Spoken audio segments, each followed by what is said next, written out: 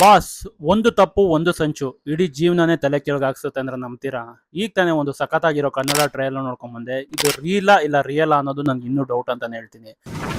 ಈ ಸಿನಿಮಾದ ಹೆಸರು ಬಂದು ಬಾಸ್ ಅಂತ. ಈ ಟ್ರೈಲರ್ ನೋಡಿದಾಗ ನಂಗೆ ಅನಿಸ್ತು ಅಂದ್ರೆ, ಒಬ್ಬ ದೊಡ್ಡ ಹೀರೋ, ಅವ್ನಿಗೆ ತುಂಬಾ ಒಳ್ಳೆ ಫ್ಯಾನ್ಸ್ ಕೂಡ ಇರ್ತಾರೆ, ಎಲ್ಲ ಚೆನ್ನಾಗೇ ಹೋಗ್ತಾ ಇರುತ್ತೆ. ಒಂದು ಕಡೆ ಒಬ್ಳು ಒಳ್ಳೆ ಹೆಂಡತಿ ಇರ್ತಾಳೆ, ಮತ್ತೊಂದು ಕಡೆ ಒಬ್ಳು ಲವರ್ ಕೂಡ ಇರ್ತಾಳೆ. ಲೈಫ್ ಚೆನ್ನಾಗಿ ಹೋಗೋ ಟೈಮಲ್ಲಿ ಅಕಸ್ಮಾತ್ ಅಲ್ಲಿ ನಮ್ಮ ಹೀರೋ ಲೈಫಲ್ಲಿ ಏನೋ ಒಂದು ದೊಡ್ಡ ಘಟನೆ ನಡೆಯುತ್ತೆ. ಆ ಘಟನೆಯಿಂದ ನಮ್ಮ ಹೀರೋ ಜೈಲಿಗೆ ಕೂಡ ಹೋಗ್ತಾನೆ.